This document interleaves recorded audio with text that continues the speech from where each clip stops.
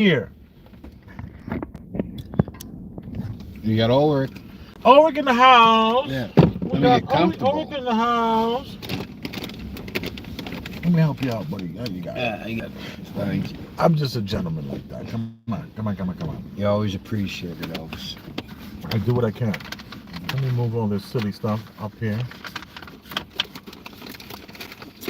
Thanks. Now, this is a different day. This is this Today the is first the time? first Saturday we've ever done. The first Saturday we've ever done Premium Right. Black News. Yeah, this is the Saturday that the Daniel B is gonna be like, yo, you didn't tell me you was gonna do it on Saturday. I would have been able to do it with you. Come on, why you didn't tell me? Maybe he'll pop up in the chat. He'll pop up in the chat. Mm-hmm. No, he's busy at an event, I'm sure. He's a good guy though. Come on. Got my beet juice. Still on the beet juice, y'all. There we go. What are you drinking? I'm drinking probiotic soda, Doc Pop. Oh, like for your stomach and digestion, soda? Yeah. Okay. Yeah, he black. I don't even know what that means. But how you been, Elvis? How's everything been? Today's a great day. Yesterday, I wanted to do the pod, but I was reluctant to do the pod because I was dealing with the whole moving debacle still. You know, and picking up a lot of stuff that needed to get, like stuff that needed to just get put in storage so that I can kind of like back away from it and get a better view of it, you know, to some degree. Yeah, moving's a pain in the ass. So that's what I'm dealing with now. But it would all there will be a silver lining, like I keep telling my family. There will be a silver lining anyway to this moving debacle that I have been going through. You know, I really haven't told you any of the stuff that was happening with that because no, you keep it very hush, very hush. I hope you don't feel that I'm like neglecting you in any way of telling you what's going. Like neglecting? You know, like, No. Not neglecting, but like you know, not being forthright or forthcoming. Forthcoming. Yeah, but I mean, yeah, but your business is your business. You know, it's your life. That's your family. What am I going? You never told me. What am I gonna feel slighted about? Go like this, or the other side, right there. Boom, boom. All You right. see? Much better. All right. Forget about it. So, we here at Premium Black News Okay. we discuss topics that concern men and also the black community, and also it's not a black show. True that. People would say Premium Black News should represent that in the title, where the truth of the matter is that we are all to some degree connected. No matter how hard we try to fight it, we are not in a place where we can go and just be only black. Yeah, absolutely. It almost doesn't exist anymore. And a lot of these places that are only black,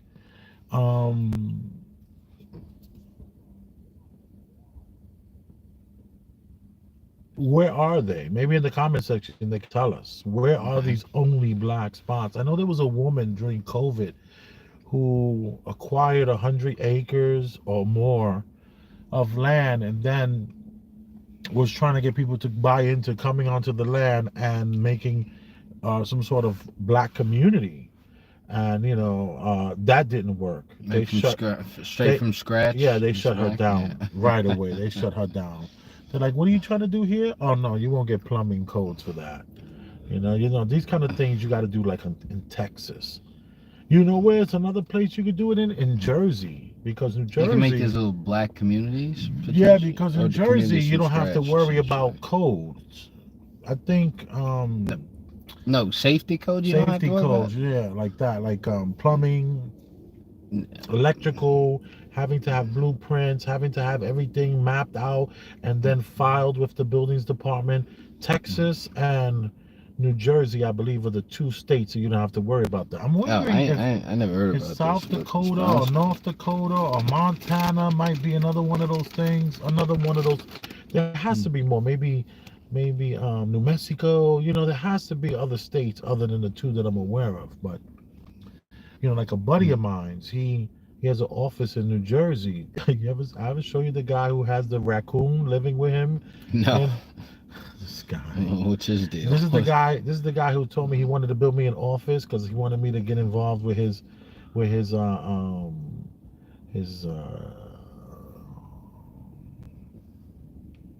eBay business because he buys those huge containers, and then in the container it could be anything from, it could be anything from like 40,000 water bottles all the way to like BMX bicycles that are going all over the world, and these things are allowed to be destroyed because once the customs opens up the container, all that stuff, they inspect it randomly and then it gets destroyed, but it never makes it to the place to get burnt up.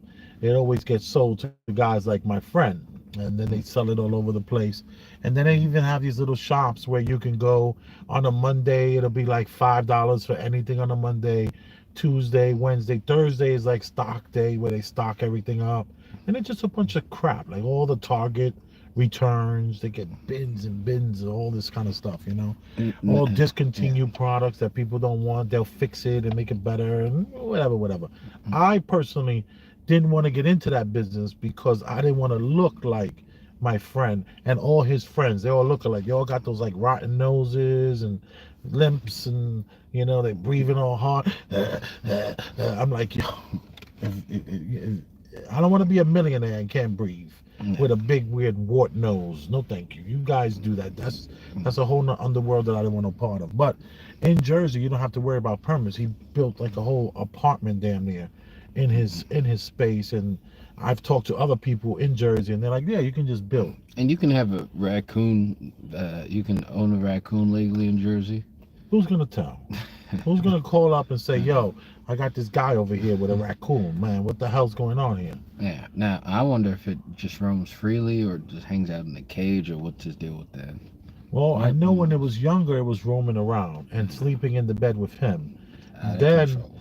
he started to put it in a cage, and from what it looks like to me, it looks like it stays in that cage, but he claims it doesn't. But what do I know? Who knows? Would he be honest that the damn thing is in a cage all day? Or it's kind of gross, actually. It's like a little bit too much feces on the floor for me. Okay, so he doesn't really clean up after yeah, that. like dude, you're gonna have a raccoon here. Let's get this place taken care of. But who am I to judge? Anyway, I digress from that drama. Hey, and you look fresh to death today. Thank you, man. I Like appreciate your brand that. new little brand new hat. Well, this is an Awesome. old hat that I'm just wearing in a different way. Yeah. So Yeah. I can never. I came notice out these the things. shower and I didn't do anything to the hair, but just let it go to its natural curl. It's not as curly as it used to be. I'm 50 years old now, so the hair is a lot thinner. But I mean, it's still pretty there was a curly. time I couldn't even put my hand through my hair most of my life, So this hat I normally rock like this, but since I'm rocking the crazy curl, I'm bing bang. I'm doing it like this, Come on. So, Says, man. I sent you a bunch of stuff. First, let's I get got some stuff. let's get past what we're not going to talk about. Okay, what's that gonna be? We're not going to talk about Will Smith. No, Oh, who cares about that? do you know about that? No, he How came about out his- saying that he wasn't gay. Will he Smith? He publicly said he wasn't gay sometime Yeah. this week. Yeah, that the most recent thing that came out. Somebody said he's gay again, and then he's like, "I'm not gay." Oh, I didn't. I Was don't that know supposed to about be a that. I video? don't know about That that. could have been a topic. No, we ain't talking about Will Smith. F Will Smith. What the topic was that his best friend and someone who was such a best friend that he even referenced the person in his book.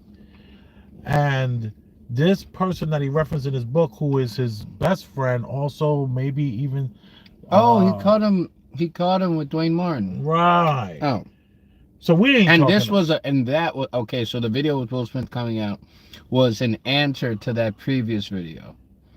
to the video of the guy saying that saying he saw that them. he caught them. Right. Caught them smashing. I mean, I believe it. You A lot believe of these him? coming, huh? You believe him? Yeah, I don't believe him. I believe him. Well, why would he say it then? What's up with this dude? Why would he say this? I think he's trying to benefit. Tell me how. How's he benefiting? His name is out there. People know who he is. Yeah, he can even write a. They can even advertise a tell-off. Well, I don't know if he has an NDA. Well, if he had an NDA, he already broke it to some extent. How long does the NDA last? Isn't there time restrictions on NDA? I don't know. I never really took a look at NDA contracts, but I think. I mean, when I say I think he's true, maybe what happened didn't happen the way he said it. Like he was looking for Will all over the set, because the story happened. I guess this guy works as an assistant with Will when he's shooting these movies and movie sets. And at one point, and movie sets get really hectic. There's a lot of stuff going on. There's a lot of moving parts. Right. So at times they have like a strict schedule. So they need Will to be in specific points where they're going to shoot. So the guy, the guy being Will's friend, was he was like looking for Will and he couldn't find him, and then he like knocked on, I don't know if it was Dwayne Martin's dressing room or Will Smith's dressing room, but it's moot. But what ended up happening was he said that he caught, I think, Will Smith getting it from Dwayne Martin.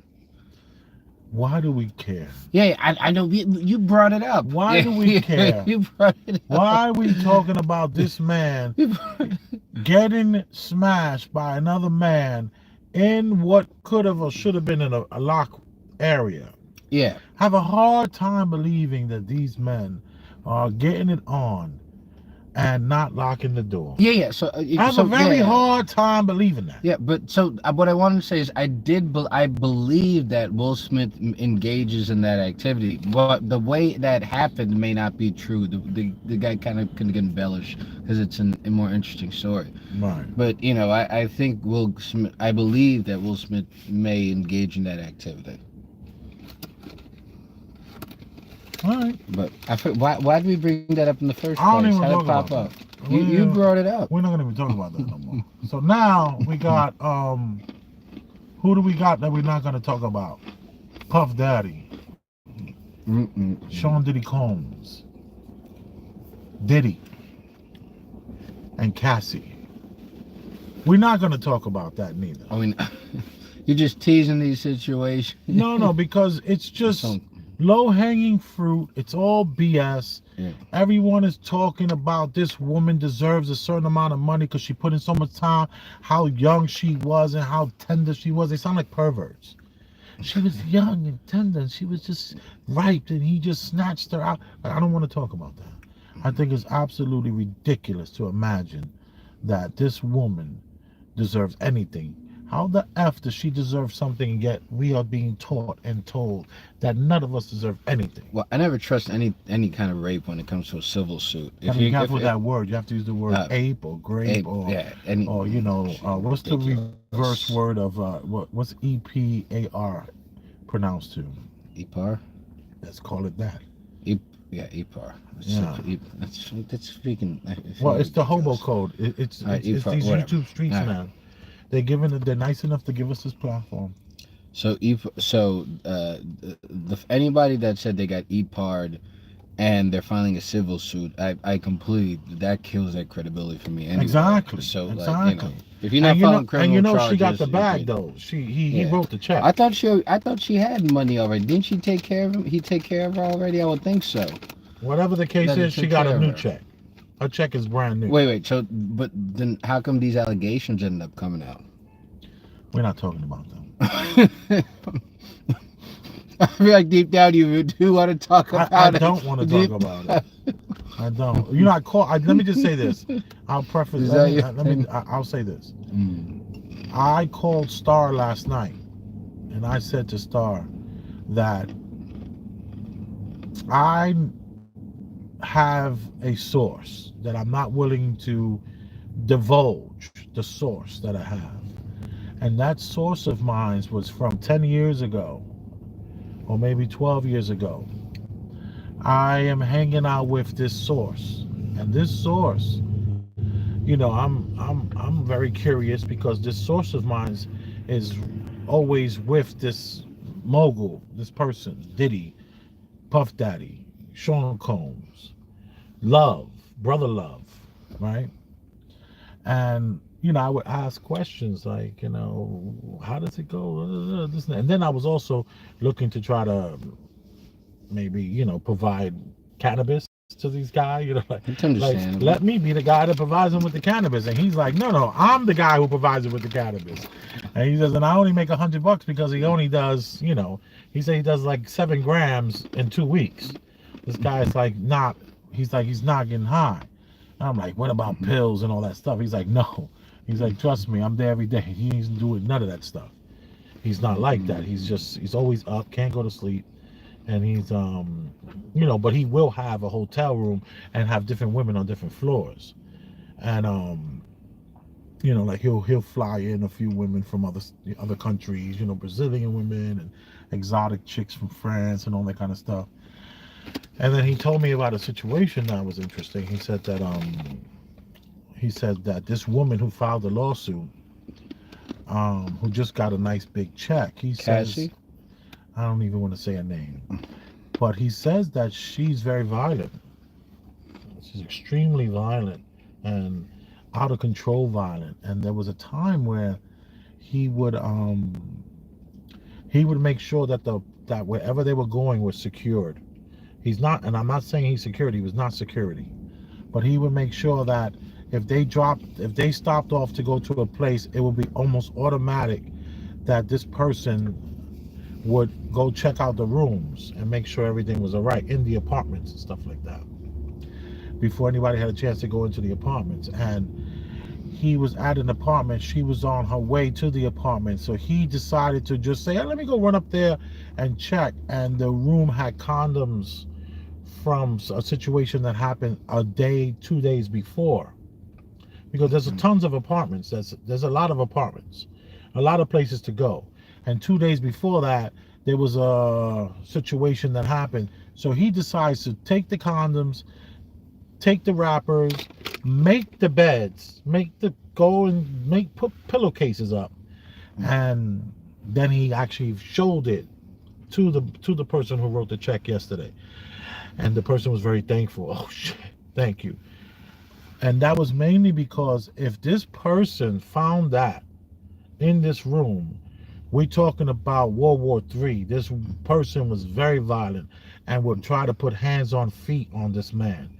And that this man was always trying to shadow the world from seeing her true side.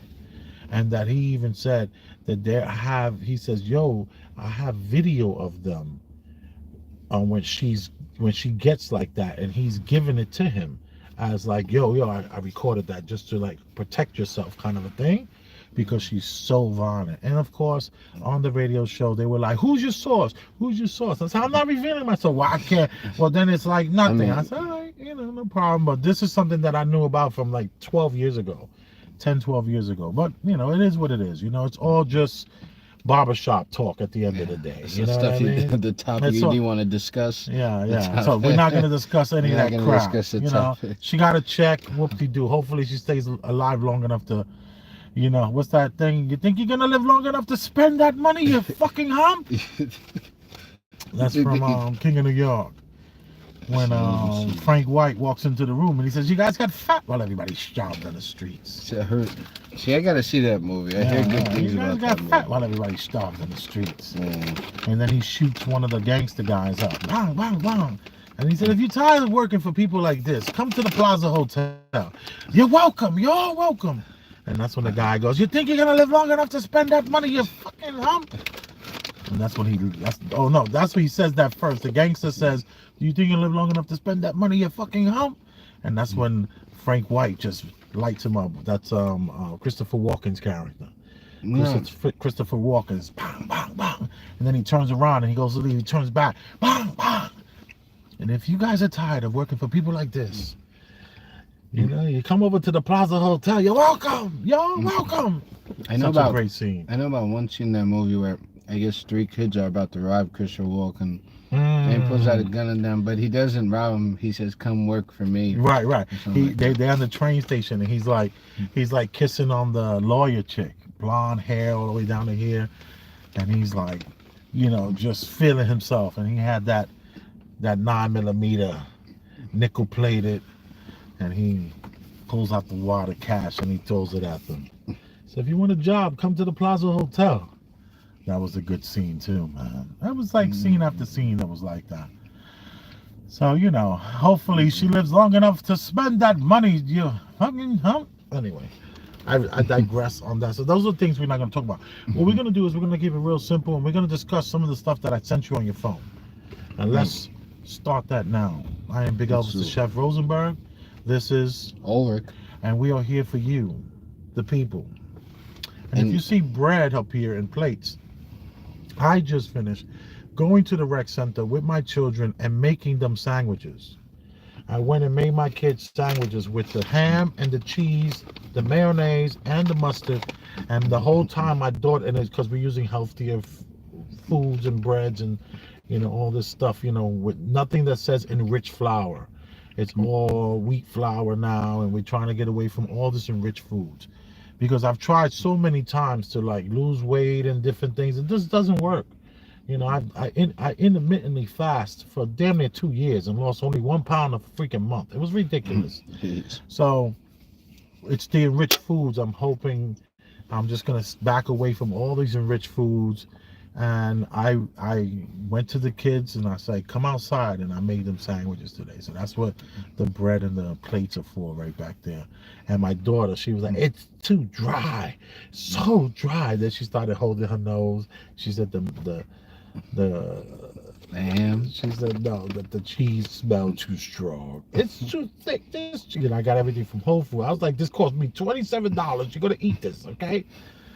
And that first they try to get me, just wrap it up, Dad, and we'll just eat it in the rec center. I said, no, you're gonna come out of the rec center and you're gonna eat it in front of me. I want to see my $27, my $28 go to work. Yeah. But anyway, don't be wasteful. Yeah, so hopefully I'm just trying to do no sunflower oil, no canola oil, no corn oil, no vegetable oil. Only EVOO. Only EVOO or avocado oil, or I have to do more research on the coconut. I have to do more research on that, What is that? But the main thing is enriched. Nothing enriched. Enriched just means that they take out the nutrients in the product, and then they add it. They add the niacin and the this and the that and all that crap. So I'm trying to stay away from that. And I'm still doing the beet juice. I'm feeling great. I mean it. I feel great. I've been taking the stairs. Any beet companies, you should look to sponsor Premium Black News, because we support beets. This is a fact. You said you've been taking the stairs a lot too? I've been taking the stairs for all week. I'm loving it. Normally, last couple of years, I've been looking at the stairs going, where the elevator at? Hey, well, you're looking good, man. Looking svelte. All right, so come on. All right. Ulrich has a whole smorgasbord of treats here. May I? Yeah, of course, man. Ulrich likes sugar. I mean, who knows? I only got a few more years to do that. And then what happens? No, I die. Whoa, you saying you're gonna eat sugar till you die and you think you only have a few years to live? What's wrong with you, man? What's going on with you, dude? You wildin', dude. You wildin'. All right, let me see. Don't sweet things into sauces. All right. Sugar, corn syrup, enriched wheat flour. Put these things back. I mean, you're looking at candy, man. You're gonna have a hard time not finding some enriched. Well, with the beet juice, I no longer have the desire to want candy. How much does that say? Which aspect? Oh, that's all right. You're fine. All right. There's some sports stuff. Bring this on. They got 4 high school kids that the stuff from all the kids. Let me address that. Let's not crucify and punish these high school kids. Okay, whatever the punishment that comes along with it, all right, let that be that community service or whatever is it. But let's not abort the rest of their opportunities and lives because of a mistake. Because if we were to really do a roll call of mistakes at the age of 17 to 18 in here, I'm sure everybody would tip out of here with their head down like we're in church, okay? So let's make sure that those kids atone for what transpired, if it's community service, whatever it is, but they don't lose an opportunity to change their lives. They're kids. They made a stupid, dumb, idiotic mistake. Guess what? When I was having an 18, so did I. All right? So did you. I'm praying for those kids. It was very unfortunate that we were on the other end of that, and some fans were stupid enough to say, well, they shouldn't wear that jury. Okay, well, you should drive your car to work then. Somebody steal that. But let's pray for those kids, man, lift them up, and hopefully and prayerfully they get another opportunity. What's probably going to happen is they probably going to name them and, expose who they are. And then all hell breaks loose because we're a society that likes to make a mockery of people that made mistakes in life when all of us have. Okay.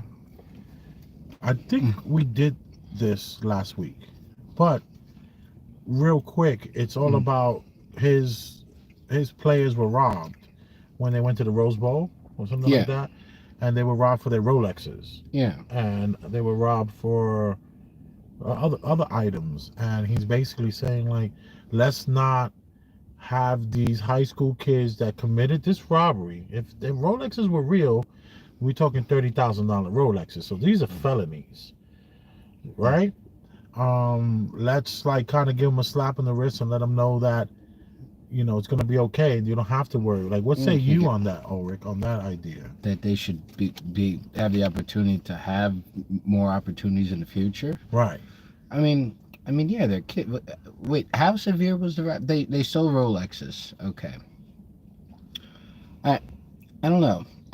I guess if you, as far as my respect for the law, I guess if you commit a felony, you got to do the felony time. So that felony is going to manifest. You're going to have a felony on your record. Right.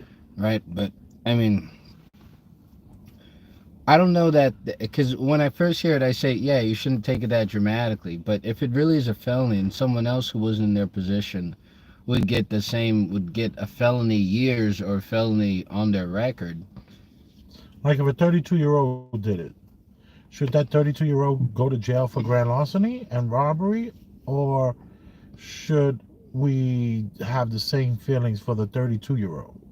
I mean, 18's old enough to know what you're doing. I would like to know what they did with the stolen property. Yeah. Did they flash it on social media, or did they try to sell it at the pawn shop, or did they just wear it? Like, what happened with the product? What did they do with it? Did they? Wouldn't even matter. Well, to me, if they sold it, then I want them to do some time. But if they wanted to acquire the wealth, then we got to think back to humanity and what one having something and what belongs to you. There's the survival of the fittest aspects to some degree. No. These kids, just hear me out. These kids are never going to be able to afford a $30,000, $40,000 watch. So you saw an opportunity for you to take that watch. Is it because you know you could never ever be able to afford that watch? No. Or is it because you just wanted to floss on the gram? Like, to me, I just don't think giving them a slap on the wrist just because they're young, they're high school kids, to me is good enough. I would like to understand what was going on in your brain. Like, are you just a freaking prick that just thinks you should be able to, you can take whatever you want? Like, I definitely am against that. I mean, what mindset would even be appropriate? Are they doing it to, like they're doing it to feed their starving family? Yeah. Come on. Exactly. They're not doing it to feed their starving family. But there's probably no mindset that would even change the circumstance of what it is. But I don't know that. I think felonies in general are are tough to just put on somebody because they really just really dictate the rest of your life. I think maybe across the board, maybe they should rethink felonies in the first place, Right. or at least because I think they normally they do it by the potential to reoffend, I guess, or something like that. They might. That's how they dictate leniency. No. I think the problem with, if we're going to discuss felonies for a quick sec, I think the problems with a felony in America is that they do not go away. And you can do your time and then you're treated as if you're a felon. I think once you do your time, that's it. You should be able to start over. Like the idea that if you had a felony at 17 years old, the 32-year, 42-year-old, 52-year-old, 62-year-old cannot bear arms, to me is just ludicrous and absolutely disgusting. That, because what happened is, I remember I went to Savannah, Georgia when I was in the music business, when I used to be part of like basically like part of an entourage, My best friend at the time, he was the producer. I talk about him often. And I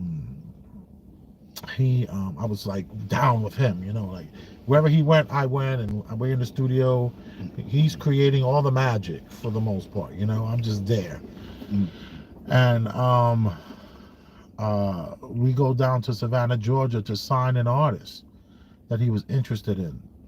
And we hanging out with them, and I'm talking about, like guns and different things like that. They say, oh no, none of us have guns. I'm like, why don't you guys have guns? This is Savannah, Georgia.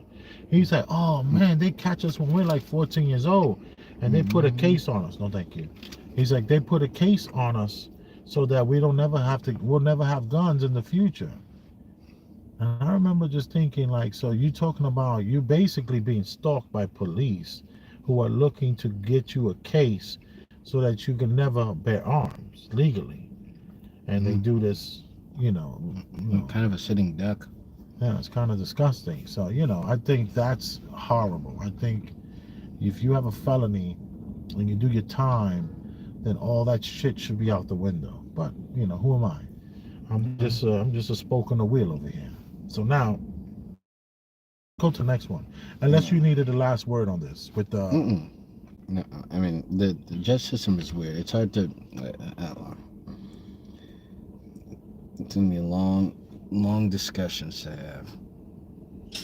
Find your rhythm with TD Clear, a whole new take on credit with no interest and a simple. Oh, I actually saw something about this.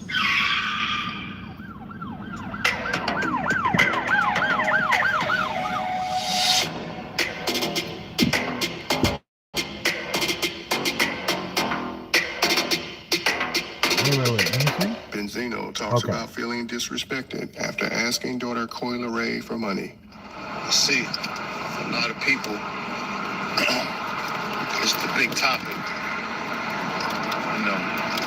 What I'm going through with my daughter, right? A lot of people got opinions.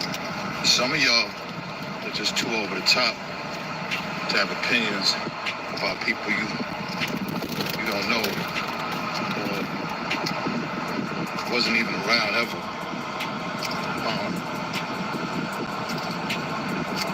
It's never that serious. I see some of y'all being disrespectful. I'm really out here, so if you really got something to get off your chest, the best way to do it is in person. I don't see what all the hostilities are about how I feel or what I've done or what I say when it comes to issues with me and my daughter. I don't see how it could ever be that serious for hostilities to come from someone towards me. But I understand it's the internet.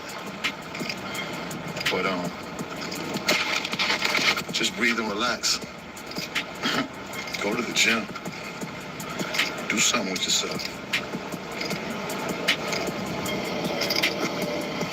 It ain't never that serious. What's up, big dog? You good? Uh-huh. You know,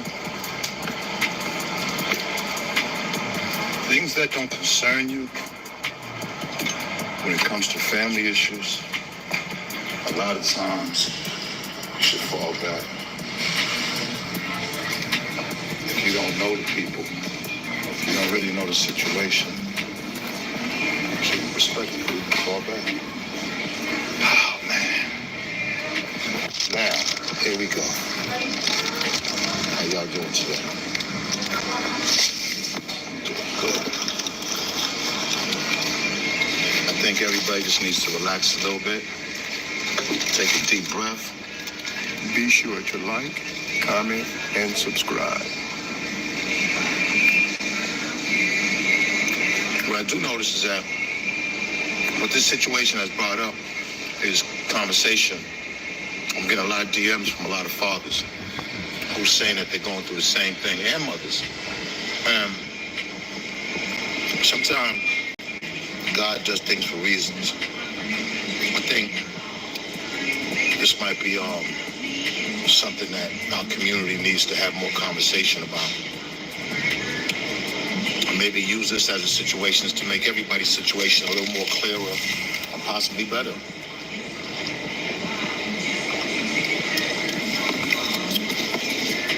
People twist things that I say, and, you know, I never said my daughter owes me anything. I never felt that. What? I just explained the way I was brought up.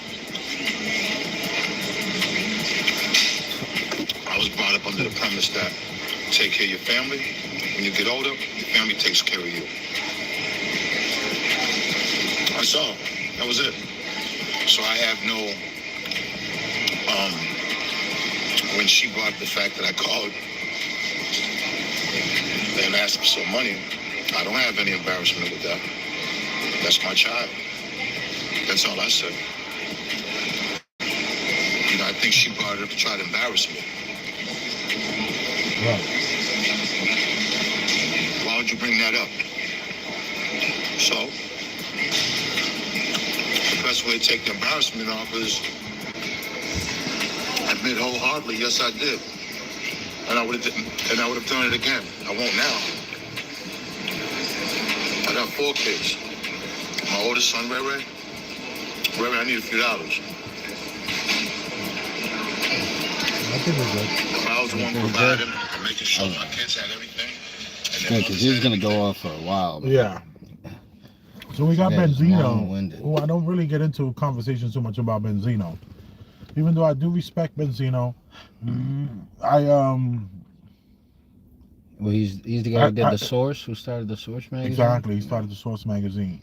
My issue with Benzino has nothing to do with this topic. So you're gonna hear me maybe at another time say something not so nice about Benzino, possibly, right? So I'm not a stand for Benzino, is my point. But I am would like to discuss what he's talking about. And that's his daughter. His daughter has done an interview with Angie Martinez. And in this interview, she claimed to sell drugs. Now wait, is his daughter like a personality or famous at Yeah, all? she has she's an artist. Okay. Her name is Coi Leray. Okay. I've heard that name, but I don't know who she is. She has a couple of hits actually. Oh, okay. She has some hits, and she's touring. She's a working artist. Okay, and successful. She's talking about how she used to sell drugs and sleep in her car. Mind you, this man, her father, was sitting on, hundreds of millions of dollars.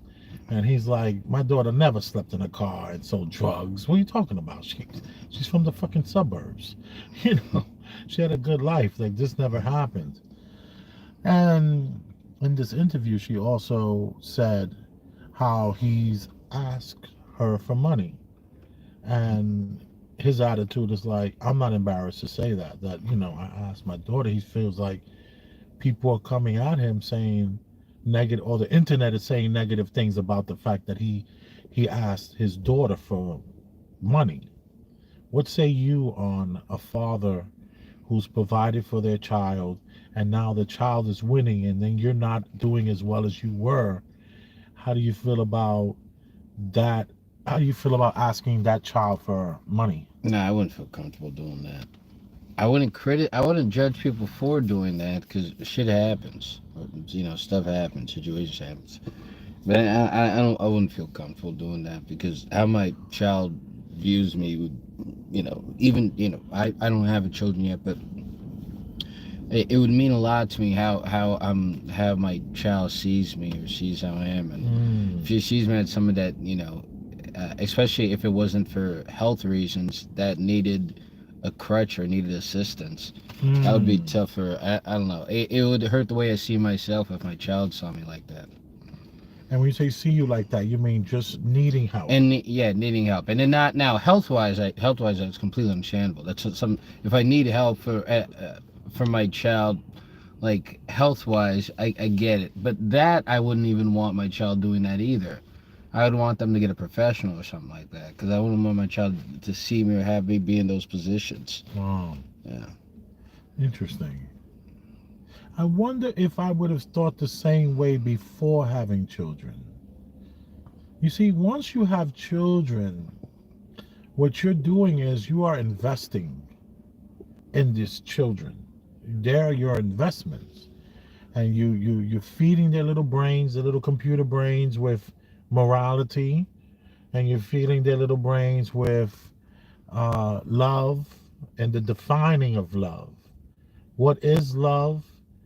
How does love feel? These are like the things that you as a parent are pushing your concepts and your ideas onto them.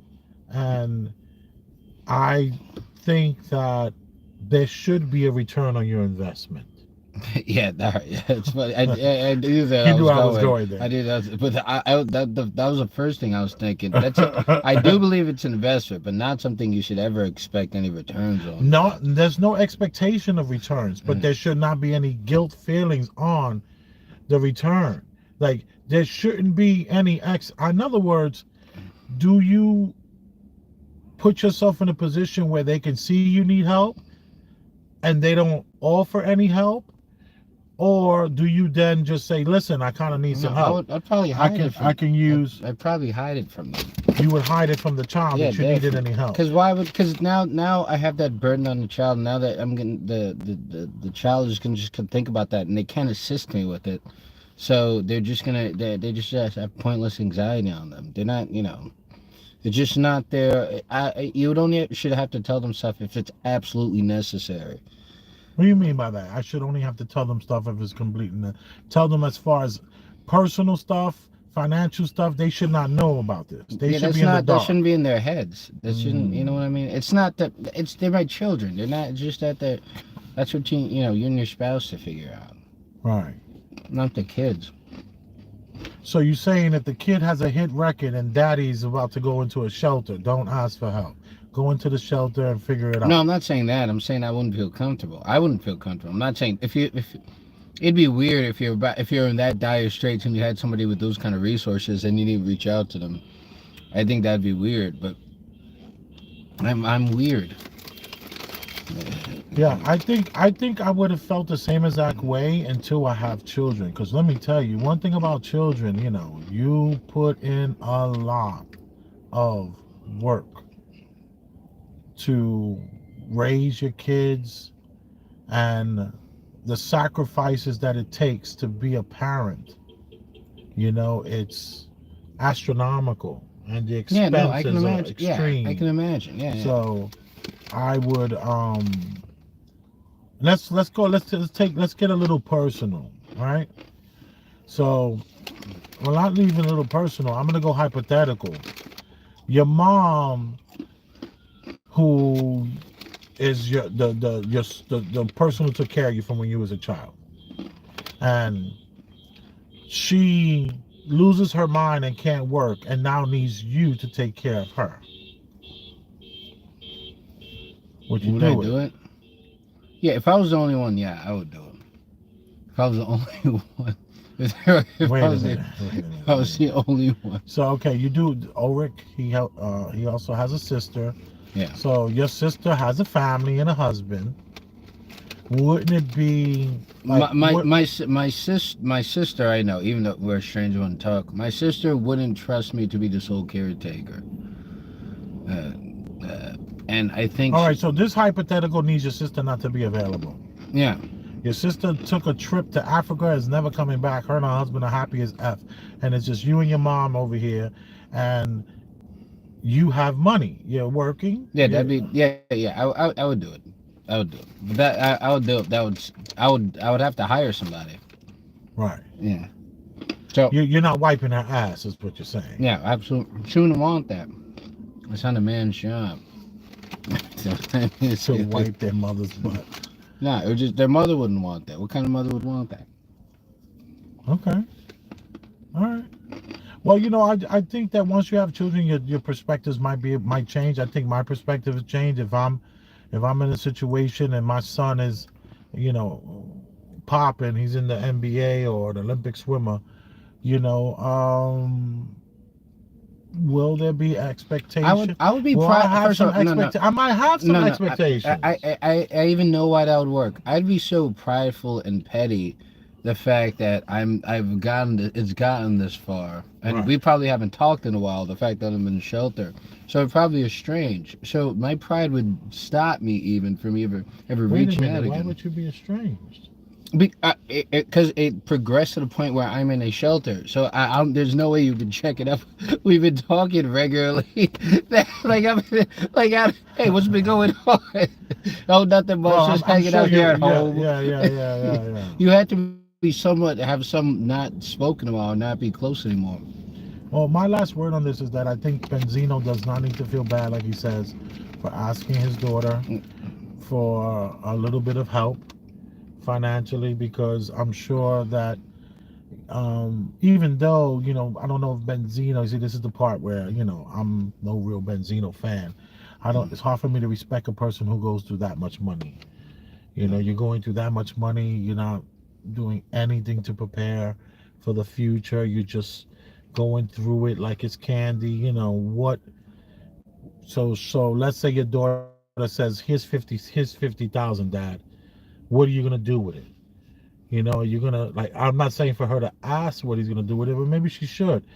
But it's like, then what? You're gonna need another 50 in a year. Yeah. Like the 50, what's that gonna do? It's gonna help you pay the person who gave you the last 50. You're gonna, borrow from Peter to pay Paul. So I understand, he's not the person who you want to put cash in their hand. Like, dude, you went through $400 million. Like, come on. What are you like? Nah, you ain't the guy who I want to give money to. So I get that. And just to clarify, I'm not saying whether or not it's wrong or right for somebody to do this or not do this, in this being asking their kids for financial assistance. I'm saying I personally would feel so uncomfortable doing it. I'd feel myself suffering. Pride. Anyway. Yeah, my pride would be Your pride. stronger than. Yeah, my pride would take. Right. Well. And pride is not necessarily a healthy thing, or it doesn't lead. It's not a healthy thing. It doesn't lead to necessarily positive things. Right. Well, let's go to the next one. Also, it's a sin. It's a sin to ask your No, children? pride. Pride is a sin. Yeah. To be prideful and boisterous, I think, right? How does that go? No, just pride. Just pride is from the 7 deadly sins. 7 deadly sins is real in the Bible? I thought 7 deadly sins was made up. I thought it's the 10 Commandments, the 7 deadly sins. That's sloth and all that. That's not Bible. That's not scripture. Is that true? Yeah, that's not scripture. That's like hell have no fury like a woman's corn. That's not Bible. Yeah, we can't even move on. All right, let's get this done. Research, y'all. I saw Christopher Perkins in the chat. LJ is in the chat.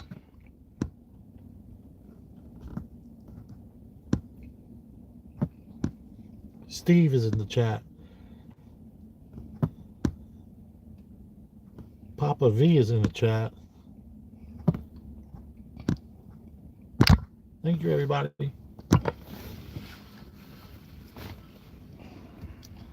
Actually, yeah, that you're right, Doc. This was historical interpretations of scripture. Right. That's not scripture. Unfortunately, I See, told you I was raised. a non-Bible man teaching me. See, look at Well, that. it's not that I'm a non-Bible man. It's just that I read the Bible and I realized that it's a tool. It's a good way to control the people.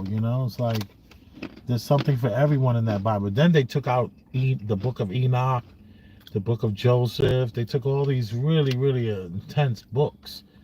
Because in the book of Enoch, a spaceship comes and get Noah. Do you know that? No. Yeah, in the book of Enoch, a spaceship comes and Noah gets taken by the spaceship. What's it called? It sounds like what is that freaking thing called? That crazy religion? Not crazy. I'm about to say, damn, you shouldn't say that. That crazy religion. Scientology. Oh, Scientology. Right. But let's not go over there. Now, what's it called? Now I gotta go home after this episode and steep myself in the Bible so I don't humiliate myself like that again. Well, you're not humiliated. No big deal. Go to the next one, though. Let's see what's popping.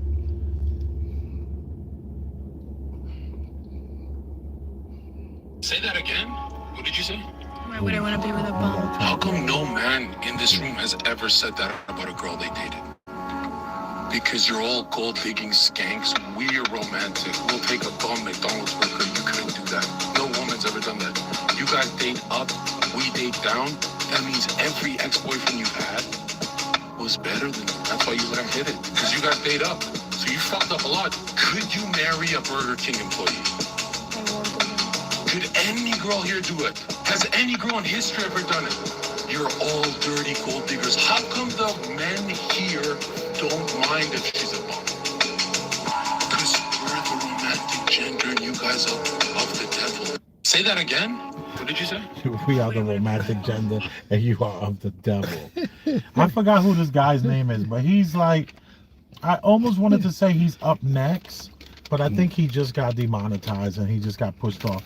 Like Andrew Tate just got Andrew Tate's been pushed off. Sneeko has been pushed off. Fresh and Fit has been demonetized. Also, they're not on YouTube anymore? Well, they're still on YouTube, but they're demonetized, so they're relying on their actual fan base to hit them with the Patreon and the Cash Apps, which it seems like they're doing really well with that. But here's the thing. Just Pearly Things yesterday got demonetized. That's your arch enemy. She's not my arch enemy. It's just she's this super unattractive, or overly basic woman who wanted to win at YouTube, and she put her money where her mouth was because she had the money to do it. It's like the soccer players. You look at all these soccer players, all their parents are millionaires, and they had them with the top coaches and teaching them this game that there used to be like hungry poor kids that wanted to be these players. Not anymore. Now it's like these freaking models that were raised with silver spoons in their mouth all around the world. And she, to me, was just this really unattractive, basic woman who regurgitated everything good that was said on the internet, and then she had the nerve to put a laptop on her lap every day just so that she can go and reference everything that's been said. And then she used her whiteness. Oh, whoa. Slow down, Daddy O.B. Slow down, Daddy O.B. I don't normally go there, but let me just say this. What she did was she used her whiteness because... I don't even know you anymore. Yeah. What she did was she went to Europe. She went to London. And these black people from London worship Queen Elizabeth. And they worship that monarchy, that white woman. So they worshipped her. And she was able to get away with so much crap because of her being this stringy-haired, ugly white woman that they bowed down to. And they gave her such great content. Her content was full of massive amounts of Great. It was great content because of all the black people she put in the room. And And well, they then worship she her. had to They get, she had worship to her. convince people to get on her show. No, How no, how did people get on her show? because she was a white woman, and she said, So "Will they you own- come?" And they said, So well, did they I pay her? will Did come. she pay him? "No, she didn't." pay Okay, them. so something about her, because they just won't go on anybody's show. You can't just say that. They won't go on your show. Oh my gosh. But if you was a blonde-haired, blue-eyed man with some khakis on, they would say, and I you think said, I've had and you any said, kinda- and you said, you black people better be on time. They would laugh and say, "Oh, we're not like other black." I think if people, I had a right?" clear infrastructure, like I said, I had an address for my LLC or something like that, and I had enough like stuff on the internet where they can see stuff. I think I can convince the same way this Pearly Things thing. No, But I think she got a following for. No. I mean, I'm not. No. I don't know this no, lady. she was But the I- white. She but- was their white queen. But there's, They but can't there's- help themselves. It's all. It's But part then of what their happens programming. with the white women that don't blow? Why did she blow? They didn't do it the way she did it. All right, so right there. If they didn't do it the way she did it, then there's something about. I'm not saying that she's special or talented. I'm saying there's Well, she some was plan. untalented. There's some plan she She was executed. untalented. There's some plan that she She executed that suffered. worked out She well. has no talent. Even though I have admit I've watched a few of her shows in the last few months when she's changed her whole entire thing, and she has gotten better. She just harped on the wrong things, like women shouldn't vote. You cannot have a huge campaign of women shouldn't vote, and then she keeps on calling women whales, that they were fat. Mind you, this is a woman who's over 200 pounds talking about other women are fat. Like, come on, what are you doing? Okay, I'll give you a great example of what I think just Pearly Things is, and this could be blasphemy for any listeners or fans, but Please. Howard Stern is not a very talented man. Right, He's not necessarily very super funny, super witty. right. He doesn't have the greatest radio voice or anything, and but he's been able to put a team together and know what funny is, essentially, to where he can put it out to where, all right, you try this, all right, all right, haha, that made me laugh, I guess that's funny, let me put it out. I think Pearly Things is along those lines. No, no, because Howard Stern, he actually created and the ideas, and he pushed and he tried it out, and if it didn't work, then he tried something else out, and he kept trying and elevating. Yeah, we and don't know that she evolving. didn't do that. She didn't do that. She She just took everything that blew up. Kevin Samuels said and said it. She just blew up. She said everything he said and said it. She was a sock puppet. She was regurgitating everything that she heard. The guy who does all the street interviews, that never shows himself, she would ask every single question that he asked. I mean, I don't. She I wouldn't don't even think try that's to a twist lie. it. No, it's not a I lie, don't- but it's not authentic. She wasn't original. No, All no, I she don't- was a woman who was able to plagiarize everyone that was good on that side of the sphere. She was herself. And then, how can you take dating advice from a woman who's only been in one relationship for 3 months? People do that all the time. Yeah, I don't respect those people. I don't I don't respect even- those people. Like most of I the don't want shows. to take advice from. I don't want to hear anything anyone has to say who doesn't have a successful relationship. You know, like, even though I do understand that the coach who coaches the top games of all games can't dunk or can't kick or can't do the end zone dance, but yet they know the scientific aspects of the game. That's like that would be the offensive coordinators. Right. So they know the science of the game. So we can't like say, oh, I'm not going to listen to this coach because this coach, he can't even do the game. But there was a time when the guy did do the game most of the time. Very few coaches didn't play the game. How many coaches are out there that didn't touch the field? At some point, they were there. Like one of the greatest coaches that coached the Chicago Bulls, and then even Chicago. Phil Jackson. Phil Jackson. Phil Jackson was there, you know, He in wasn't- the 60s, dribbling that ball. You know, so all I'm saying is that this woman is 28 years old, looks like she's 35. She looks like she's been hit with the ugly stick viciously. She's like, she has this thing with one of her eyes. I'm afraid for her to laugh, like the wrinkles. It's just so bad. And she's only been in a relationship with one person for 3 months, and yet she's telling me, oh, everything Kevin Samuel said, everything Rollo Tomasi says, everything Fresh and Fit says, everything that all these people say, she's just sock puppying it. And I'm not glad that she's demonetized in any way, shape, or form. No, But it sounds like it. I'm not glad that she's demonetized. I just say, and then there was a thing where she was taking all this video of the people on the street, asking them questions, and sex had came up a few times, and these were like minors. And then All right, that's not cool. All right, and yeah, the parents that's not cool. reached out to her and said, yo, do me a favor, take down these videos. And she just kept laughing about it. Yeah, that's And, absolutely you not know, cool. So YouTube did her dirty. Bing bong, she's out of here.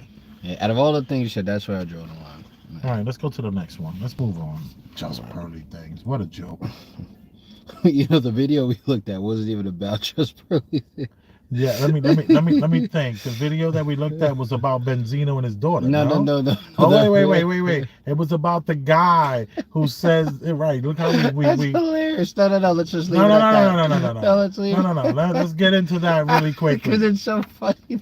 The guy says, We should just leave that in the air. Just leave right. That's We totally hilarious. went right over that. But it was about the Burger King workers. The girl said that the guy, she left her last boyfriend because he was a bum. Yeah, but that's And- come on. That's the obviously these women are doing these things. Come on, man. Are you What are joking? you talking? So you're saying the guy who's at Burger King is popping? No. I'm saying obviously these women are going for men who make more money than them. Obviously, like it's a, No. It's one thing to go for a man who makes more money than you. It's another thing for you to call somebody a bum. no. Yeah. A guy that works at Burger King is not a bum. He just a guy who's making $29,000 a year. But I didn't think he was she was checking him, or he was checking her for him calling him a bum. He was checking for like her whole the idea that women always date women who are above their standards, Right. or I guess like, or above them personally. What do you think about what he said about how men are the true romantics? I ain't wanna. I agree with him. Men are the one they're the one who buys the flowers. See, women think they're being romantic because they light a candle and open up their legs to you. No, women are Women, Yeah. I mean, they do. Women are like that. No, women are lazy. women are women as are romantic. Yeah. They're not romantic. A woman is not going. A man is romantic when you pull up to a drive-through in a decent car, smelling decent, looking decent, and you order something from the window. That woman in there that's making $26,000, $25,000, $24,000, $22,000 a year. And you then say, what time do you get off? Are you driving, or who's coming to pick you up? And they're usually going to be like, my mom is coming to get me. Wait. I could prove what you're saying. Actually, my first year at UAlbany, I was dating this girl named Claire, and Valentine's Day passed, and I lived in a room with 2 other roommates. Right. So I asked the 2 other roommates to leave the room, and I rearranged the room, and I had one table in the front with the 2 glasses, and wine, and I put in the blinds. I bought those little cheap rose petals and wrote "You Heart C." Right. Oh, Because we are the romantics. Yeah, I was. That was some. Yo, I haven't That's done very, some shit. very- I haven't. You haven't done That's anything like pretty- that? I haven't done anything like that ever again. Actually, Damn. I never did anything like to that level ever again. Yeah. How did it go? Oh wait, great! No, she loved it. Of Oh, course, she yeah. loved it. She had no choice. What else she Exactly. gonna do? Yeah, women basically think being romantic is, I tell you, they light 2 candles. If you're lucky, you'll get like 2 candles on the staircase, or 3. Maybe they'll line up the staircase with the tea lights. Maybe if you're lucky, and then they'll have on something sexy. That's romantic. Will they even have any food done? I doubt it. Very few can even cook. Yeah. So what we're dealing with is these men are being romantic, because it's not about what they're going to do for you, like as far as lighting the candles, making love to you. And we're talking about the opportunity. What he's talking about is the opportunity to see someone, fast food worker, a woman working at the damn supermarket, And see the checking, potential in see that potential in this woman. Yeah. Say to her, when do you get off of work? Who's picking you up? And she's gonna be like, it's your mother. Can you tell your mother that you can't, not to pick you up today? That and I'll come get you. That's romantic. Okay? And what she's gonna say is, what do you want to do? And be like, I don't know. Let's just talk, let's just hang out. That man is the willingness to accept this woman is where the romance is. No, that's And fair. women don't have that ability. Women want you, they want to allow you to be romantic to them. And that's what they think is, that's what they think is communication or something sick or whatever have you. I don't know the sickness, but it's very sick. I need to very start hitting sad. on these store clerks. Store clerks, you do. You know the best ones is the supermarket workers. The young supermarket worker, trust me, she's looking for a come up. And she's looking for a man with a smile who knows how to cook.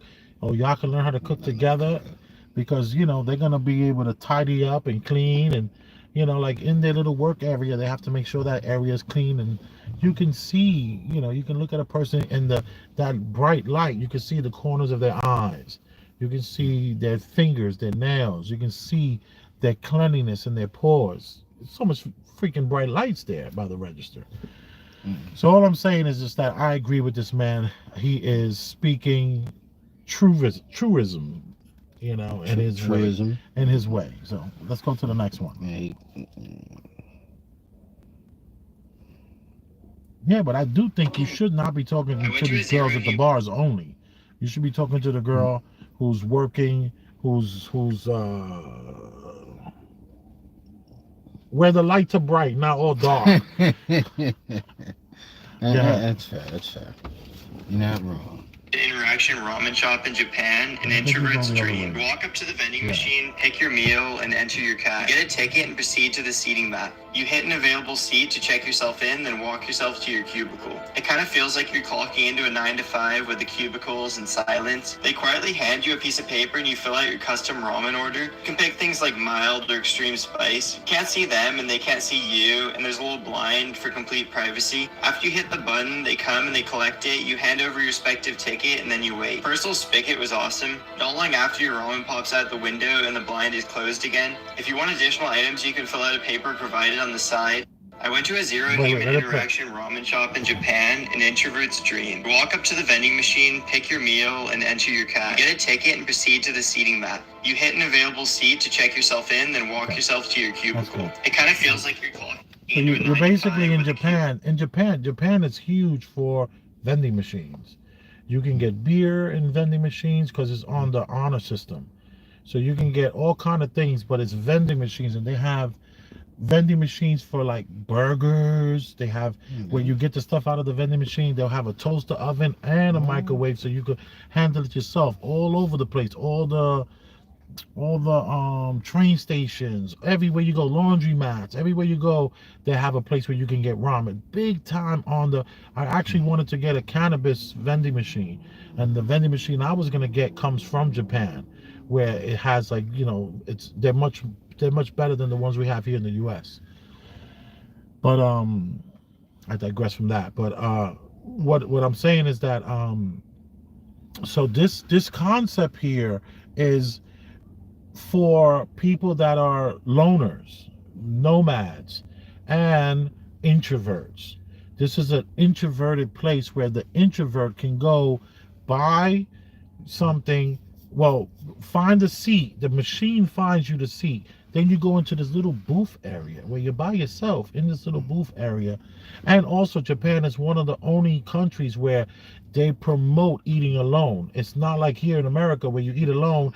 They're like, would you like to sit at the bar? And you're like, what about one of those tables there? You want a table? Is anyone else coming? And you're like, damn, making me feel like shit now. You do not feel bad, like I'm by myself, you know. So in Japan, they don't do that. They have tons of stuff for the introverted person. And I was thinking about what a great concept. Like me, you know, I'm an entrepreneur. I always argue that I'm never gonna get back into food. Food is the worst thing in the world. I don't want to ever get back into food. But there's something alluring about a place that you can go and you can have a little booth where you can eat your soup or whatever the menu is. Let's say it's a burger joint or rib joint or soup joint, and you can just sit there, pick whatever you want, not say anything to anyone, and not be judged, and have you a hell of a great meal for a good price. What say you on that concept here in the U.S., bringing a concept like that to the United States? I mean, it'd be fine for some place like that to exist. I hope for no place like that to ever become the norm. It's still, you know, I think it's a little weird to be so disconnected like that all the time. I think, you're gonna need less, and there's gonna be less jobs. Because you probably only need you probably only need a few cooks, and then one person just grabbing the order and just walking through all the booths. No, you only need one cook. Yeah, look, you need less. You only need one cook and one bus and one cleaner. Yeah, even less. We'll see. Yeah, so that's two people. You know what that means? That means I can pay the rent to the business, pay the chef and the cook and the cleanup, the chef and the cleanup guy, and I can take some money, right? You see the money? And put it in my fucking pocket. Because I've been in the restaurant business for so many years, and let me tell you, you got a pocket full of money, but it ain't yours. This had me going, You like the business setup? You telling me you go in there and you punch in which booth is available. Now someone walks to the booth, and then a little curtain opens up. They hand you a piece of paper, no talking, no hellos, and you mark what you want. They then give it to you, close the curtain, and then you leave. Like, yo, dude, I'm open to a business like that. I am. Because I'm here to and then I don't want anybody's what's it called? It's all electronic. What? No. So and then it's all electronic. My son, I tell you, my kids, they have to call me when I'm doing my podcast. You see that? They can't help themselves. They can't help themselves. And it's like, getting tight. Oh yes, I'm tight right now over it. I'm gonna get over it in 2 seconds. But it's like I don't know if I told them I'm doing the pod, but they know I didn't do it yesterday and that I'm gonna probably do it today. So it's okay. I'm over it now. So I am so stoked about something like this. If I can get me a spot that for like $1,500 and line that thing up with 7, 8, 9 booths, 10 booths, 12 booths in some sort of semicircle, and then in the middle of that, here you go. That's a beautiful thing, man. I mean, I'm open to that. So that would be something I would be interested in if it's possible. Then I'll just run that thing through cameras. No, I think that'd be solid. And it would be no cash. All right, go ahead. Ulrich is going to take a little quick break, and I'm going to read the comments. All right, sounds good.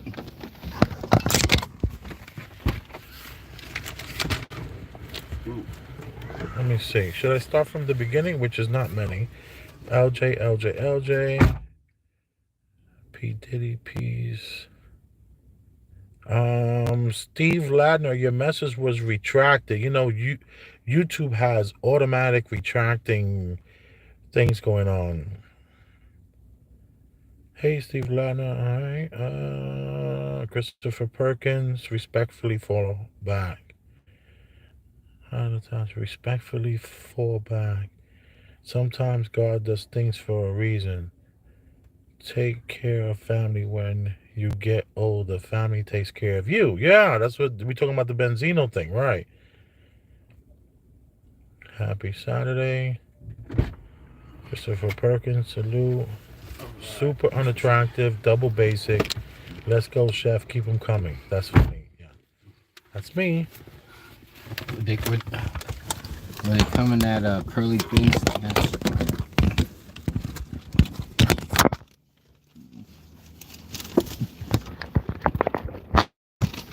Just pearly things, only pearly things. Yeah, just pearly things. And then she turned it to pearl. What a joke. 1.7 million. And shut her ass down. She's a talented lady. All right, so let's go to the next. Let's go to the next one. Also, this is for my probiotics. All right, no worries. Where's the thing?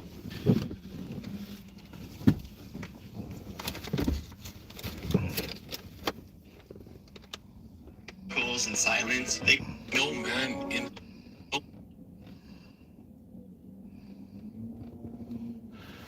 LJ, if you're still there, give me a thumbs up in the chat.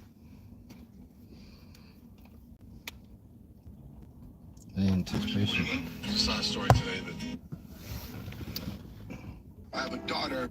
Give me a thumbs up, LJ, if you're still around, because I need you to send that video with not Joyner Lucas.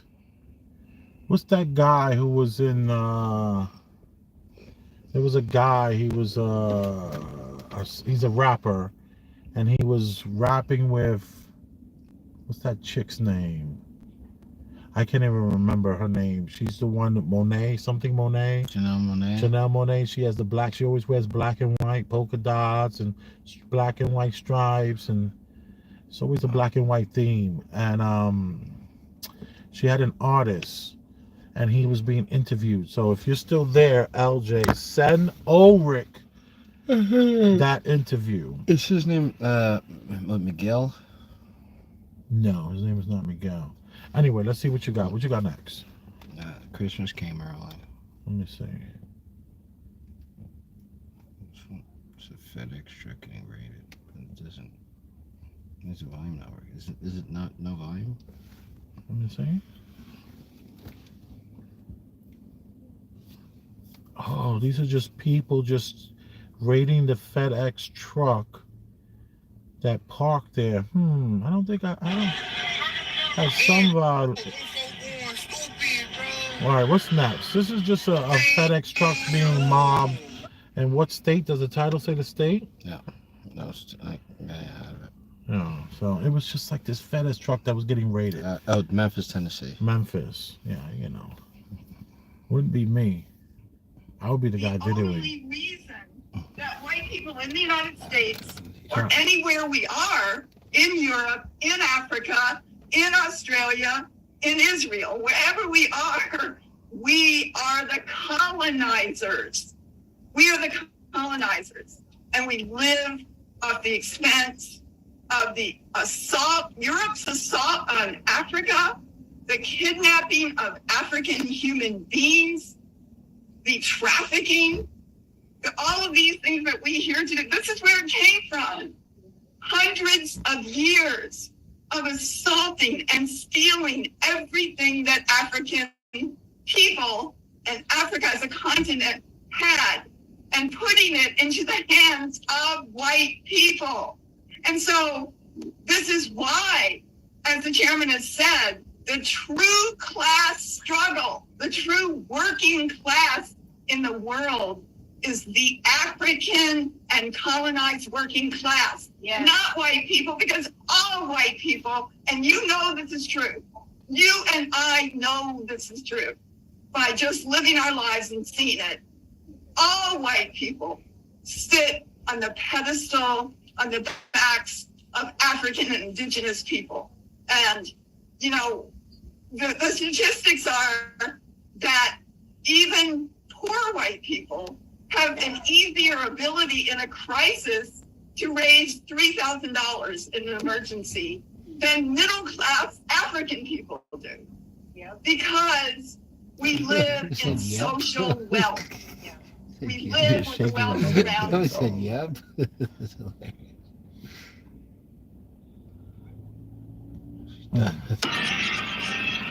What say you, Ulrich?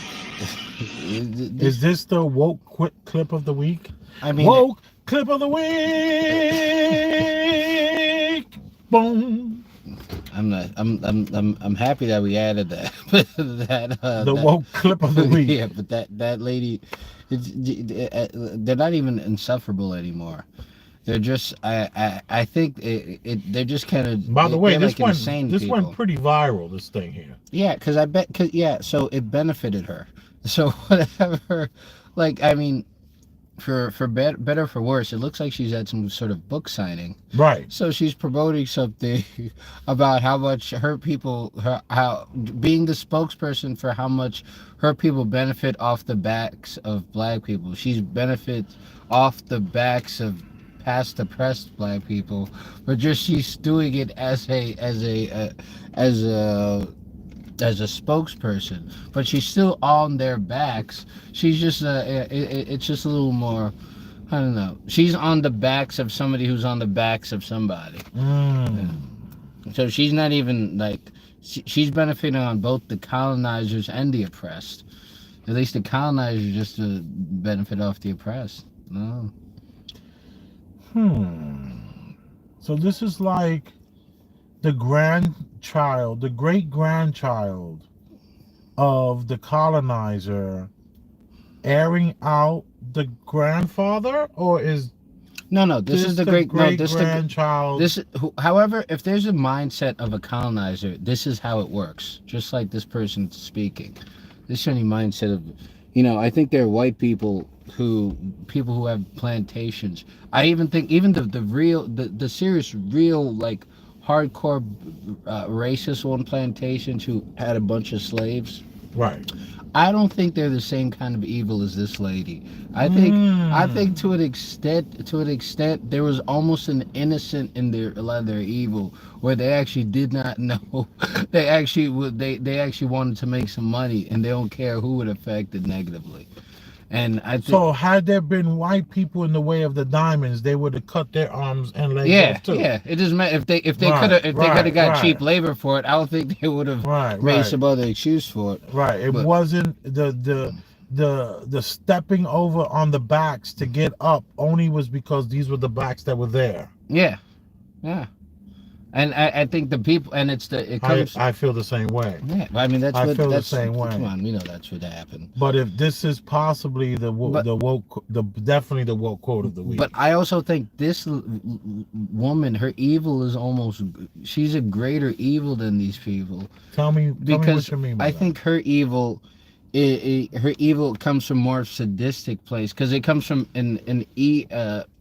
she's outwardly benefiting off of it. There's outward benefit of her from what she's doing, being a spokesperson for this.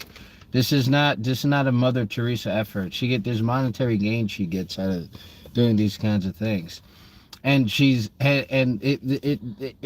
the, I don't know if it's because the irony is just so absurd that she's a person benefiting about talking how oppressed black people are.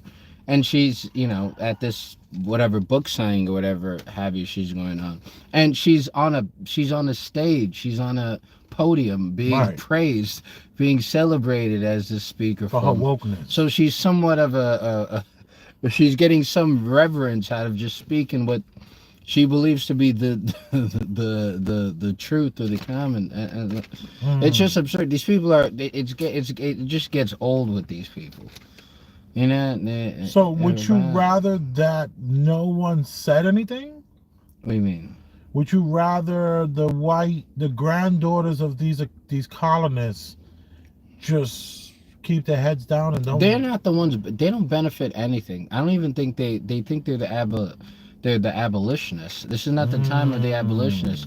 What they're doing is they're the reinforcers of unfair society. They want to reinforce that society is racist and reinforce that society is negative, so you can tear it down and put some society. I'm glad you said that, because what she said was that every white person. Yeah, come on. She doesn't know what she said. Whoa, lady. What about her saying that a white person can gather up $3,000 faster? What is that? What? And then somebody said, no, that was the first. Someone said, yep. What are you talking? What are you talking about? So you're saying there are white people, no matter how hard they tried, they couldn't get that $3,000 up?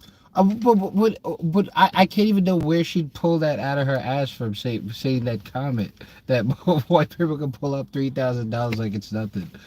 What kind of statistical gauge can you even have for it that's not a ridiculously what's the word, unethical experiment? Because you can't. There's no way you can.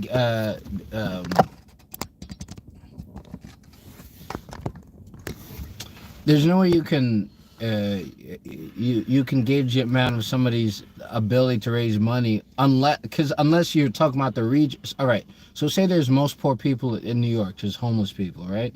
You got a good amount of homeless, black and white homeless people. Now in New York, you're closer to lots of more resources, right? Let's not talk about homeless. Let's just talk about the regular. I'm talking black about man, poor white person. The regular. Okay, so the poor white person doesn't have to be homeless. He's just living where he's living.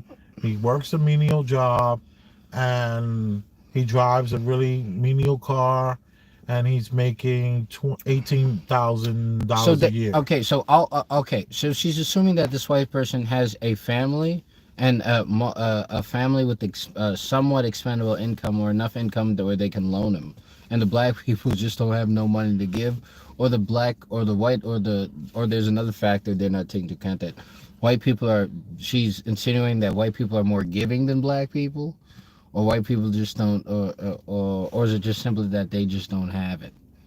Because I know when you're broke, regardless of your race. So I don't know. You know, it's an interesting subject. You know, this is a lot because it's you have to look at the black man on an economical point. Economically, the black man is at the bottom, and these are just the numbers. Let's play the numbers game, right?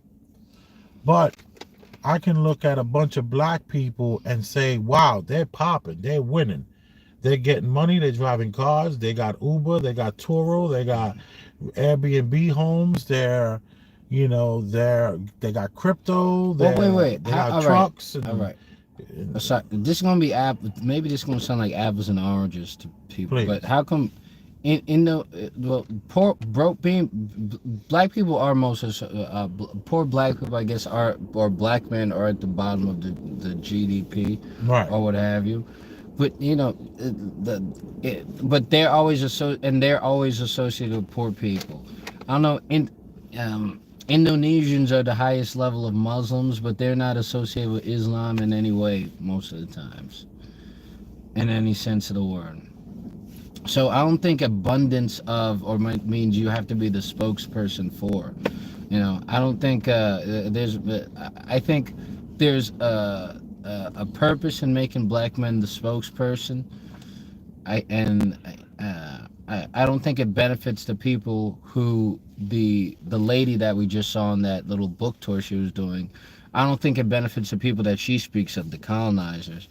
I think being a poor black person or the black people being at the bottom creates a market for people like her, and it's beneficial for these speakers. It's like if there weren't there would be no market for exterminators if there weren't a bunch of like pests and vermin and stuff like that. So it's almost a habit. So I think it doesn't. Is the pest control guy? Is the pest? No. Wait. Is the pest control guy? No. Is he creating the problem? No. I didn't want to make that. I need to say that analogy to do that. But I'm glad you called that. Right. But the point I'm more so trying to make is, I think that you saying that the black people are at the bottom, I think that narrative serves a lot of people who benefit from writing books about black people being at the bottom and white people being evil and putting black people at the bottom, and benefit by saying black people are still at the bottom. And that's in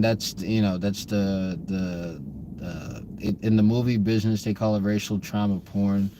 In the I guess book selling business, it's compassionate racial porn, but it's some other she's trying to sell some other type of pornography to each other. So I don't know.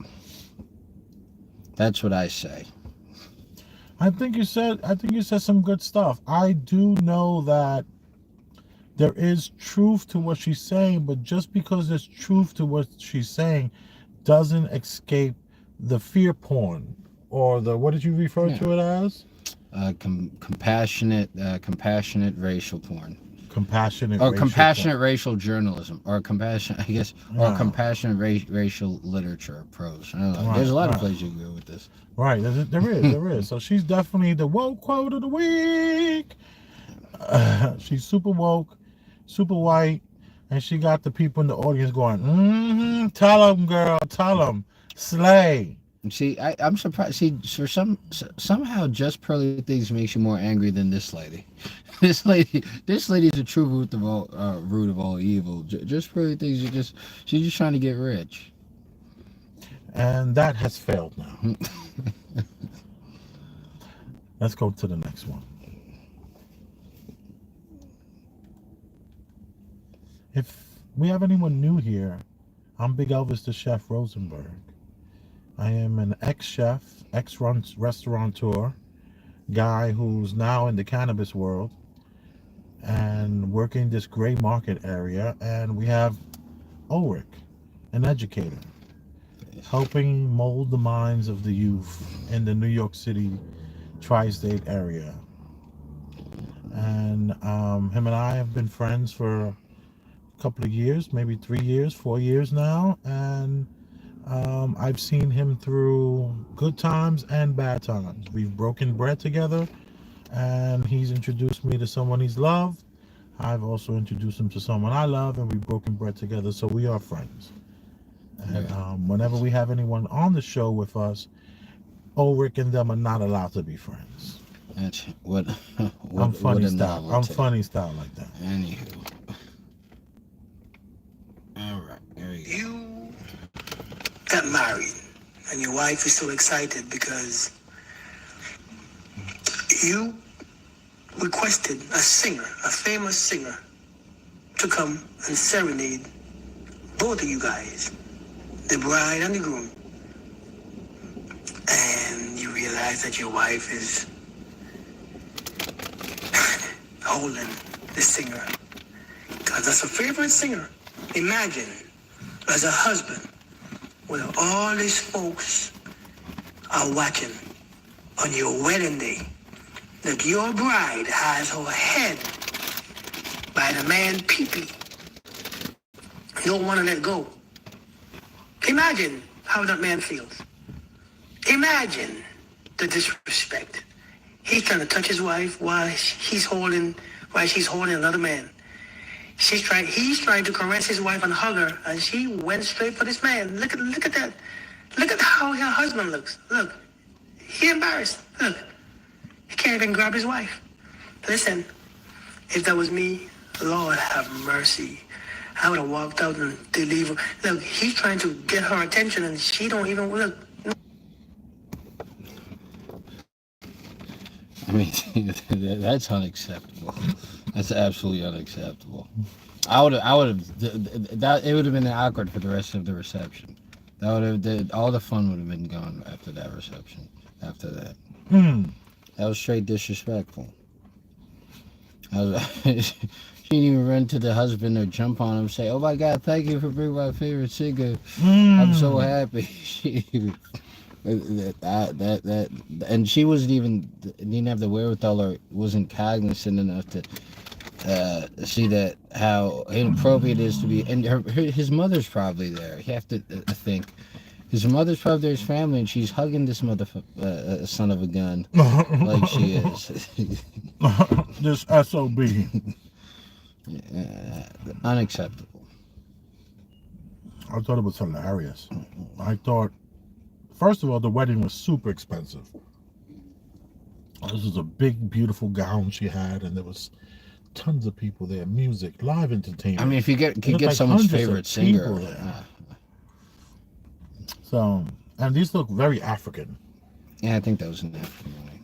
This was very African, and I think I don't think it could have been me, and I think that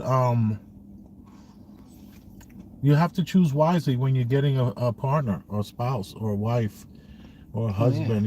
And I don't think he chose wisely. And it'd be great to see an update in a few years where these guys ended up. I just can't imagine. She better have been apologizing profusely afterwards, and just been blowing him relentlessly. Right. I need to be woken up and put to sleep by that every night for the next 2 years. Yeah, at least. Minimum. So let's go to the next one. What say you in the comment section?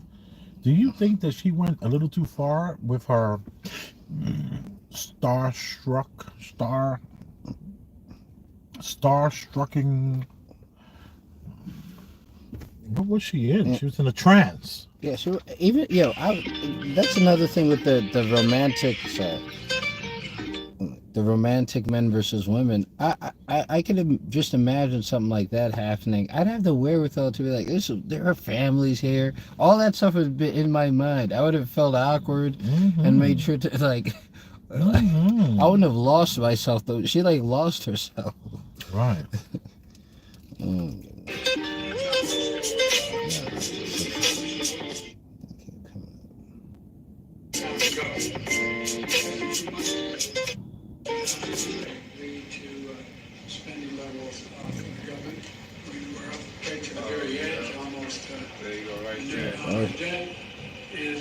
These things always super planning and stuff. It's like playing all these videos all at once.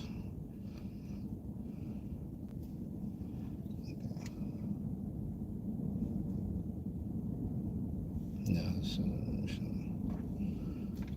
Premium Black News, y'all. All right.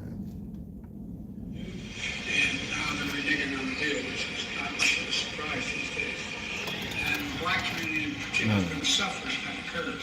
For example, shutdowns going to boost nutrition I don't even remember sending you anything about the president. No, it was these are playing in some kind of weird loop. Trying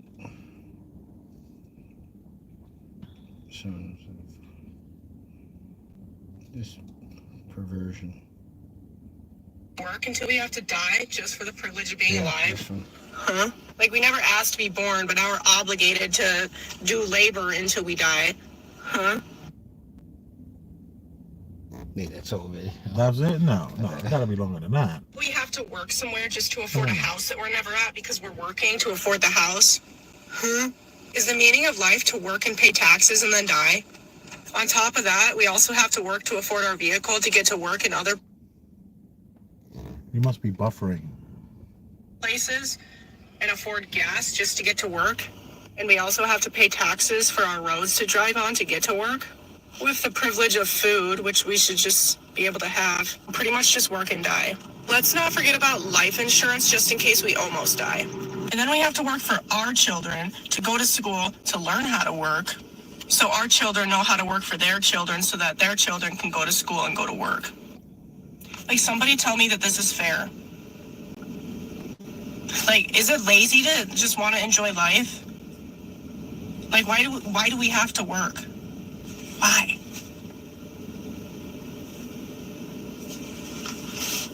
I'm stressed.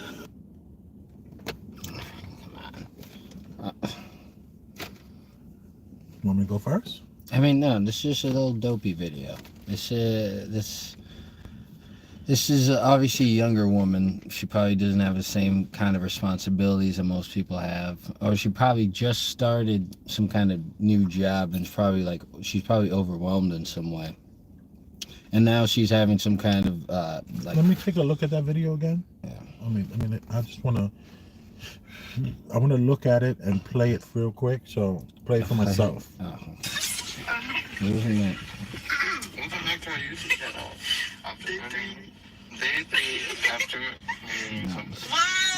Don't put that on the camera. It's just... There you go. It's coming on. Until we have to die just for the privilege of being alive. Oh, something is coming on in the background. Yeah, it's this video. Born, but now we're obligated to do labor until we die. Let me take a look at her. Okay, so we have a young lady with, I remember, I wanted to say this. We have to work somewhere just to afford a house that we're never at because we're working to afford the house. Okay, I like this video. Even though, okay, let's pause that. I do like this video. Why do I like this video? Because we have a young woman, Gen X. She's a Gen Xer, and she has a lip piercing. She has stars on her side of her face tattooed. And then the eyelids she has tattooed, along with a piercing that goes in between, above, on this brim of the bridge of the nose. So these Gen Xers believe that they were going to have fun in this reality, this existence.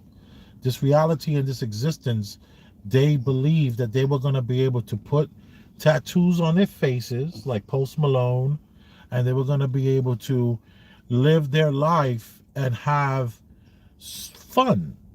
And then reality is starting to hit them that they're going to have to pay in this reality in order to live. And no one told them this. They all learn it. You remember when you were 14 years old? No, I think somebody told them this. They just didn't listen. Somebody definitely told them this. There's no way. I know. So you're saying they didn't go through their life not hearing this reality? You can tell kids the same thing over and over and over and over again, and until it hits them, they're unprepared for it. Right. They're like, yeah. You can tell them a test is there's a test that for weeks coming up, and then when it's actually time to do the test, they're not prepared like they think it, and you can see the look in their eyes afterwards. The fear. Yeah. And that's probably what she's yeah. You know what I say to her? I'm so happy. I'm so happy that all the people that thought that life was supposed to be easy, like 50 Cent said it best. Life is hard. It'll leave you physically, mentally, and emotionally scarred. It's many men. That's right. You know, life is not easy. Life is hard and it's full of disappointments. And more people are waking up. These Gen Xers are waking up. But not like when you were 14. Remember when you were 14, 15, and you didn't go to school that day? And then when you went back to school, like 2 days later, everything just, you realize, wait a minute, nothing stopped. The world kept on moving without me. No one needs me. You start to get that realization, like, oh, snap. No one even cares. You ask your best friend in school, yo, I've been gone for 2 days, now I'm back. And they're like, oh, I didn't even know you were gone. A lot of stuff happened. You know, you're like, wait a minute. How could you guys exist without me? These Gen Xers are going through this at 24. Yeah. And it's kind of disturbing. And I absolutely love it. Yes, you're going to have to work from the time you turn 15, 16, 17, 18 years old until the day you damn near die. And now we hear all these stories all the time. When a man retires, he's closer to death than ever before. He needs to go back to work just to keep busy, just so he doesn't die of not doing anything, complacency or whatever the words are. And I love that these tattooed face, these body piercing face people are looking at the world going, I'm never going to add up or measure up or even make it unless I deal with the reality that I'm going to have to bust my ass for 60 hours a damn week in order to survive in this world. I love it. But that other woman who did the woke thing, yeah, she would then say, well, she has her grandfather left her some money, so when she's 35, she'll be fine. When she's 40, she'll be fine. She'll get a big check. Anyway, what say you about this young lady? Did you say it already? Yeah, I started it off. Right. It's crazy that these Gen Xers are driving. I wouldn't be sad if we never talk about these crazy Gen Xers again. And you're a millennial. Yeah. Well, is that? Well, yeah. Yeah, you're a millennial. Well, whatever type of whatever kind this is. I don't know, Gen X or Millennium. I don't know what you call them. Whatever Well, you're that 33 kind is. years old, so you're No, no. definitely a millennial. Yeah, I don't know what I am. I don't Yeah. do it for. I'm Gen myself in those X, terms. the greatest generation ever. I don't know, but I know Yeah. when it comes to those kinds of women, it's a collective idea they have. They're all the same. I don't know if that's a more millennial thing or what period that is, but it's with people that complaining about working kind of stuff. Right. Yeah, that I hope if we never do those reactions again. Right. So what else we have? What else we have? Well, let me bring you Biden up to moves speed. to control the internet. Folks, This while is everybody's awesome. focused on what's happening in Israel and Gaza, I'm going to bring your attention to a major Is story this happening what? this What did you week say? that nobody That's the seems to be last one. covering. That's the last Biden one. administration is literally steps away from regulating all internet service providers and Go taking back to the over all beginning. Go back internet to the beginning. infrastructure across You the guys United got to States. hear this. This is really good. Well, let me bring you up to speed.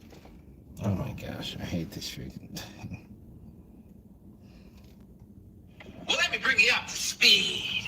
Folks, while everybody's focused on what's happening in Israel and Gaza, I'm going to bring your attention to a major story happening this week that nobody seems to be covering. The Biden administration is literally steps away from regulating all internet service providers and taking over all internet infrastructure across the United States. Brendan Carr is calling the Biden administration's digital equality plan for all internet services and infrastructure an awful power grab. He said President Biden's plan hands the administrative state effective control of all internet services and infrastructure in the country. Carr went on to say the Biden administration's plan empowers the FCC to regulate every aspect of the internet sector for the first time ever. So let's verify this for ourselves right off the Federal Communication Commission website, right off the government's website. And this is astounding because this is the head of the FCC himself right there. And Carr opposes Biden's plan. As always, this is in my sources, so you can check it out and read it for yourself. President Biden's plan sweeps entire industries within the FCC's jurisdiction for the first time in the agency's 90-year history. President Biden's plan allows the FCC to impose unfunded build mandates on ISPs and unlimited monetary fines on every covered entity. The final vote for this is happening pretty much immediately. Next Wednesday, November 15th, the FCC is having their final vote. And if it wasn't for the Commissioner Brendan Carr, we probably never would have heard about it. And I bet they didn't talk about this on your 5 o'clock news. So this was this Wednesday, November 15th. Yeah, dude, I didn't hear about this at all. And what this guy is basically saying is what the conspiracy theorists have been saying for the last, since 2014, 2015, there was this paper that went around.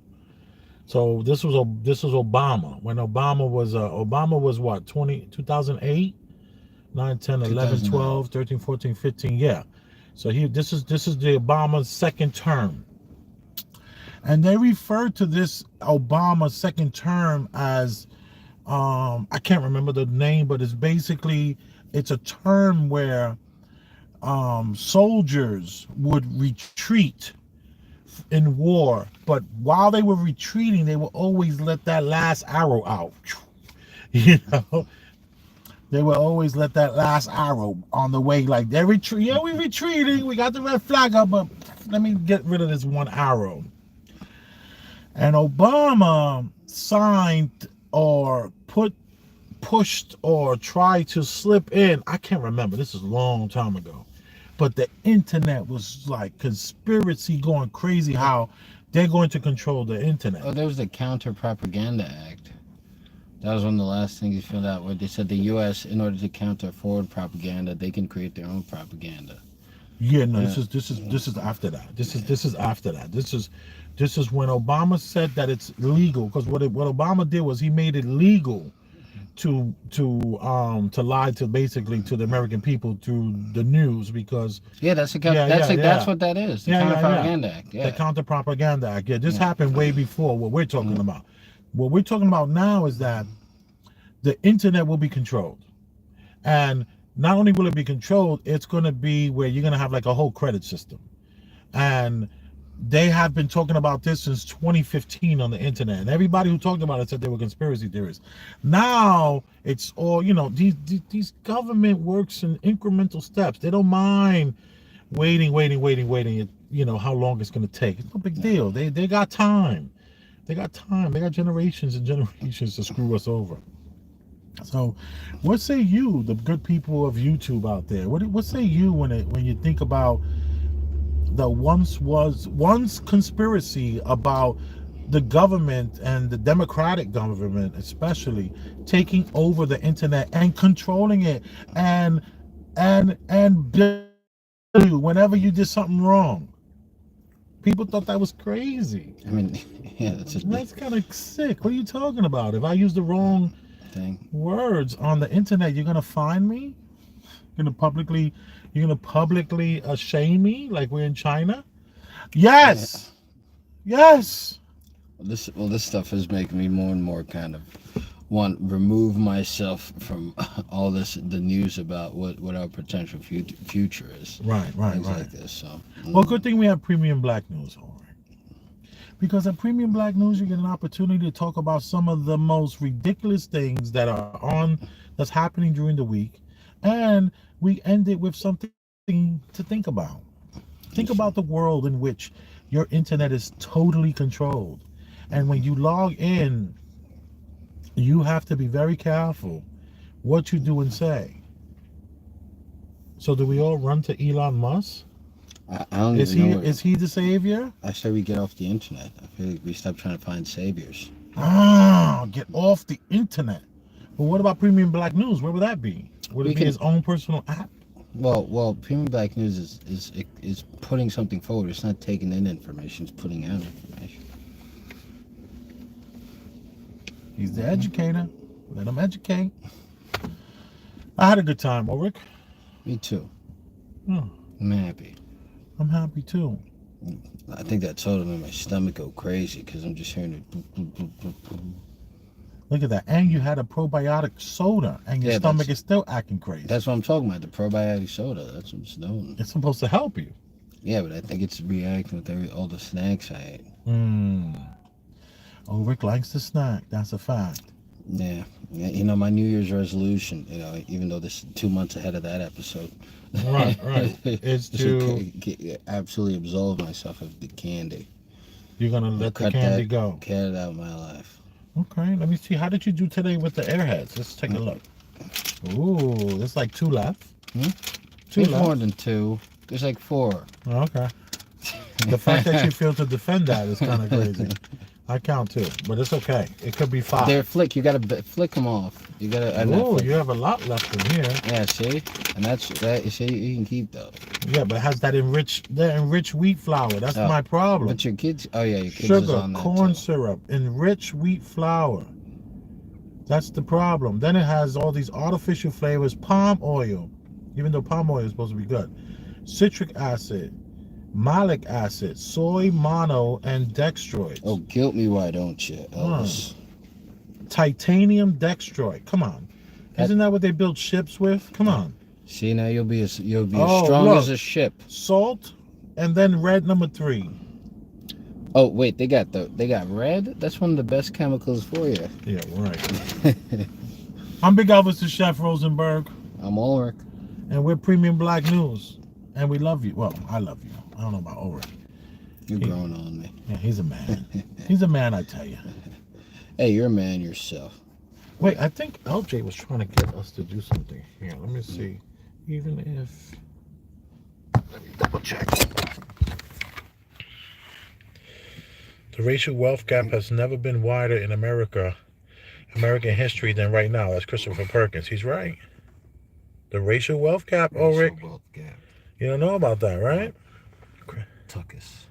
Well, what it is just that in the next year or so, there's going to be a wealth exchange, and it's going to be done tax-free. I think it's weird that we could keep on combining our wealths. We should be looking at wealth as individuals, not at races. I think that's a weird way to look at your wealth. I Peter gotta average Griffin, it what out up, to dude? all the black people. Huh? I gotta average out my personal income with all the other black people to see how I'm doing.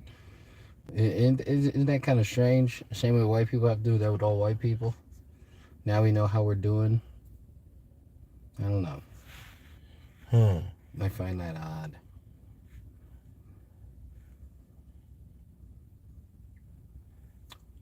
But that's how you get us to stop She went caring way us. too far. Yeah. That's how you get us to stop caring about ourselves as individuals. Rob 3000-ish. And I saw Pretty Griffin. What's up, buddy? Even if she has a little buzz from a drink or two, it's still disturbing. Even if she has a little buzz from a drink or two, it's still disturbing. Oh, talking about the wife that was doing that in the damn wedding. Yeah, so. Yeah, it's even more unacceptable.